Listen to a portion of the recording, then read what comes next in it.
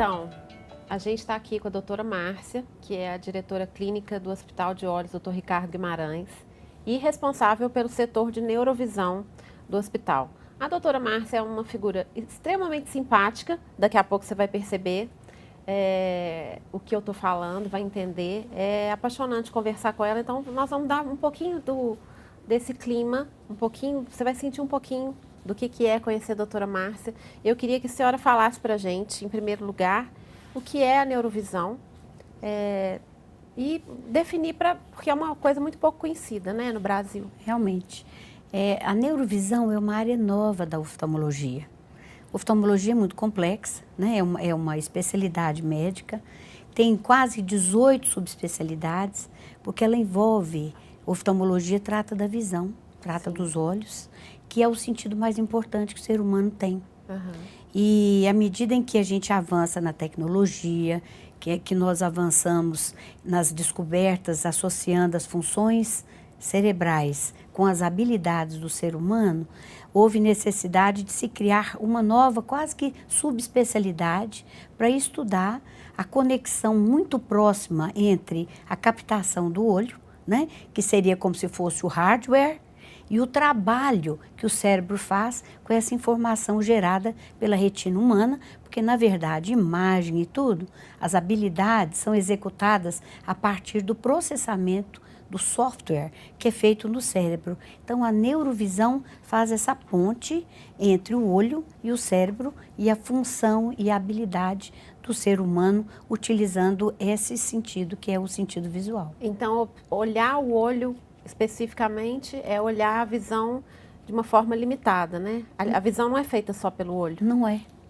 E é difícil até a gente entender isso, né?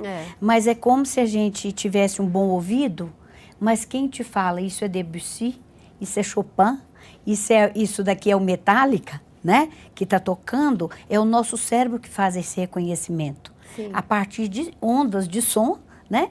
Que são transformadas em estímulos a nível do ouvido e passados para o cérebro. A mesma coisa acontece no olho. Só que o olho usa luz, que é o comprimento de onda eletromagnético, né? Falar o termo técnico, né? Sim. Transforma luz em estímulo na retina, isso é convertido para um estímulo neurológico. E o cérebro associa, como se fossem pixels, e forma a imagem lá em cima. Sim. Então, realmente, estudar só o olho é estudar a anatomia, é estudar a ótica, mas não é estudar a habilidade que o cérebro tem de juntar todas essas informações que a retina manda e transformar em informação de cor, textura, o significado, se está indo, se está vindo, né? Se é uma coisa que forma, que tem, etc. Isso é o cérebro que faz. Então, nós precisamos juntar os dois. O olho tem que estar bom, porque é o início do processo. Sim. E nós temos de ter o desenvolvimento da visão, que é feita ao longo da vida do ser humano, da criança, a partir do bebê, até a idade adulta, em todos os níveis aí de sensibilidade que cada um de nós tem.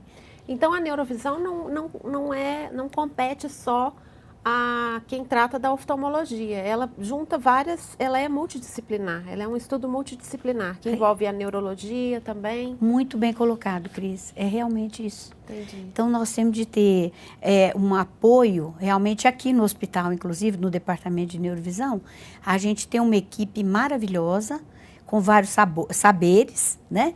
Que nós temos um apoio de psicólogos, de pedagogos, Sim. de neuropsicólogos, de fonoaudiólogos, neurologistas, Nossa. fisioterapeutas, porque são todas essas habilidades que estão juntas. Sim. A gente não valoriza isso, né? Quando a gente imagina a visão como uma habilidade, mais uma habilidade, mas não é muito mais do que isso. Então, todo esse processo aí, são várias análises que são feitas para compreender muitas vezes uma queixa que pode parecer vaga. Muitas vezes, para o oftalmologista, ela é inexplicável, porque o órgão está perfeito. Uhum. É como se o computador tivesse impecável, mas se eu não fizer uma análise do programa, lá do Windows, lá dentro, eu não descubro que tem um vírus, que o processador não está bem, etc. Então, eu preciso todos esses saberes, eu preciso da TI, eu preciso do programador, eu preciso de todos esses subsistemas aí para me dar essa informação, essas expertises. Que legal. Mas é muito gratificante você poder trabalhar com todos esses novos apoios que a gente tem cada dia maiores e compreender e poder responder a uma demanda de uma pessoa que tem uma queixa. Imagina o quanto é gratificante para o próprio médico que encaminha, que não consegue, que tinha um muro diante dele. Isso. Né? E a pessoa, quando ela consegue descobrir finalmente o que ela tem, né? Isso é muito interessante. Então, às vezes eu tenho um paciente que chega aqui e fala assim, doutora Márcia, eu vim procurar a senhora, o meu médico já me disse o seguinte, olha, você enxerga tudo de longe, de perto, seu olho está impecável, está tudo bem, mas a sua queixa precisa ser olhada de um outro modo. Isso vai além da oftalmologia convencional, vai para uma subespecialidade de cérebro e olho trabalhando, é um transtorno, não é uma doença que você tem. Então, ele chega para a gente muito interessante, porque às vezes ele está desconfortável. Por exemplo, ele falou, doutora, eu sei que eu enxergo bem de longe e de perto, mas à noite eu estou tendo de passar o carro para minha mulher. Isso está me deixando desconfortável. Ela dirigir à noite, sabe? Então, esse tipo de queixa ele traz o paciente até a gente. E o que é uma subespecialidade, mas na verdade seria uma super especialidade, porque a gente tem que imaginar que isso vem antes da oftalmologia pura, né? A neurovisão, ela está olhando o corpo de uma maneira muito mais holística, de uma maneira muito mais integrada do que olhar uma coisa só, né? Então, ela é chamada de subespecialidade, mas ela deveria vir antes da especialidade. Não, né? eu acho que isso aí, pensar. Se considerarmos todos os saberes que serão envolvidos, né, digamos que a gente tem uma oportunidade única de fazer uma ponte entre do olho para o cérebro e do cérebro para o olho. Né? Juntando um pouco psicologia e outras ciências, da própria psicologia, da percepção, desses níveis de avaliação, com a estrutura ocular, né? Daí que gera o processo, que vai trabalhar lá dentro. Que legal. E a síndrome de Irlen, especificamente? O que é a síndrome de Irlen? Fala um pouquinho para a gente sobre as estatísticas e pesquisas nessa área também. Olha que interessante. A síndrome de Irlen chama Irlen porque foi observada por uma psicóloga que chamava Ellen Irlen. Sim. Que estava tendo um trabalho de pesquisa, ela era coordenadora do setor de psicologia social da Universidade da Califórnia, e eles pediram que ela fizesse uma pesquisa sobre adultos subescolarizados. E ela os tinha, analfabetos funcionais, analfabetos funcionais, ou então pessoas aparentemente inteligentes que não tinham tido acesso a uma formação melhor. Eles se limitavam muitas vezes a uma formação quase que primária. Eles eram entregadores, eles eram carregadores, no máximo que chegava às vezes era controlar estoque, etc. Mas eram pessoas inteligentes, eram pessoas que tinham iniciativa, então havia um gap ali, uma explicação que faltava entre a aparente habilidade que eles tinham no trabalho e o desenvolvimento técnico que eles tinham tido acesso. Muitas vezes nem um curso técnico, etc., que seria absolutamente coerente numa formação, eles não tinham tido acesso a isso.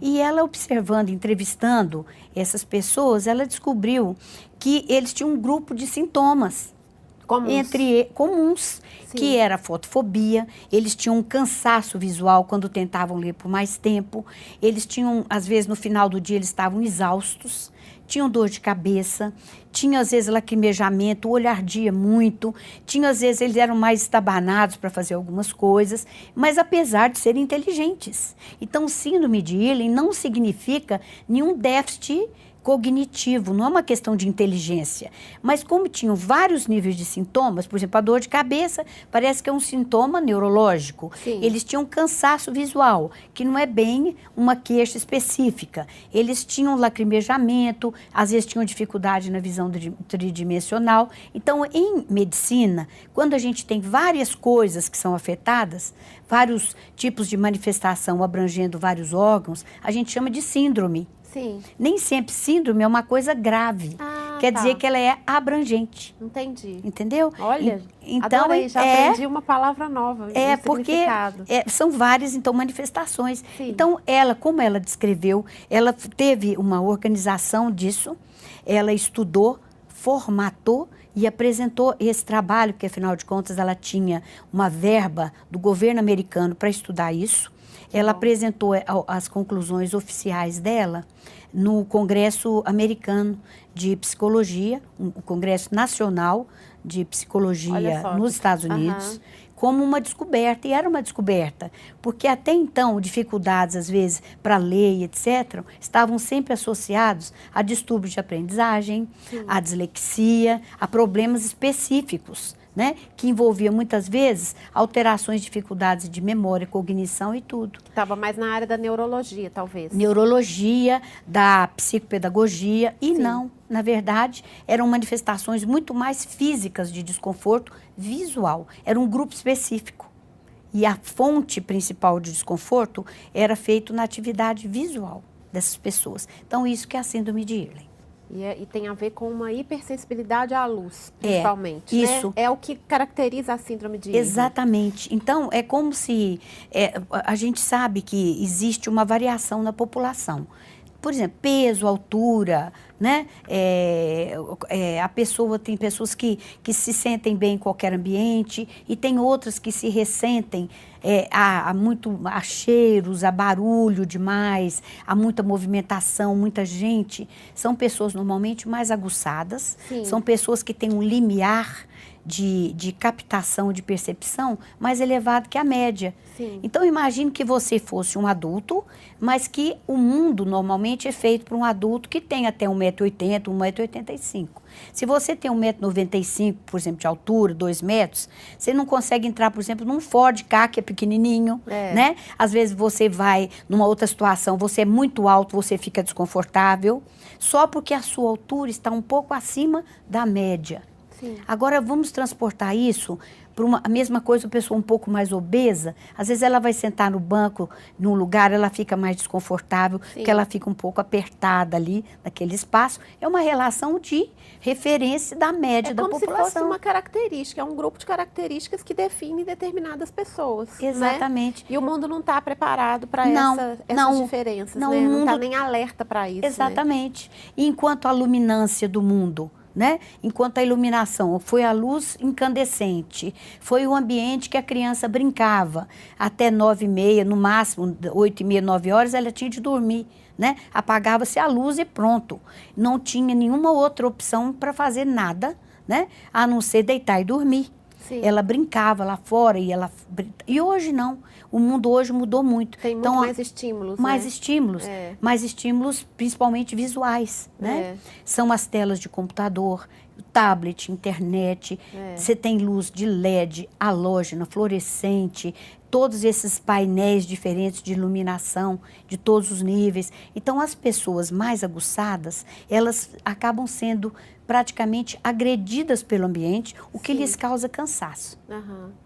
E isso faz com que a síndrome comece a ser mais vista, né? Porque, de uma certa forma, ela era invisível e a gente está aqui tentando fazer com que ela seja mais visível, né? Porque realmente... Para que mais pessoas enxerguem isso, né?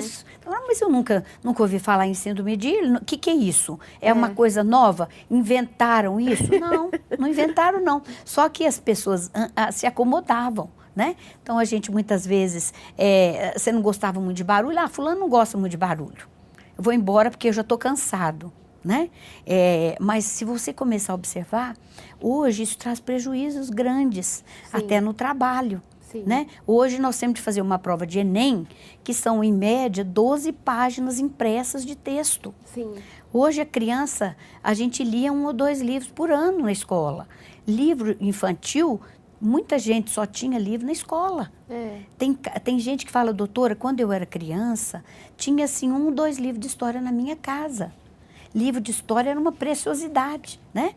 E hoje o acesso à informação é tão muito amplo, rápido. Né? E você vê isso no tablet, todos os tipos de impressão, os livros hoje são muito coloridos, o papel é brilhante, todos os tipos de letra. As revistas têm fundos vermelhos, amarelos, laranja. E olha isso, a própria publicidade mereceria um capítulo à parte para entender que pelo menos 1 em cada 7 pessoas vão ser afetadas, por isso que a gente chama de contraste, né? E é muito interessante E essa é a isso. estatística da síndrome de Irlen, então? Ou dessa hipersensibilidade? Cerca de Uma a cada 7 pessoas no uma a mundo. cada 7. É muita Isso não são gente. estudos feitos no Brasil, não.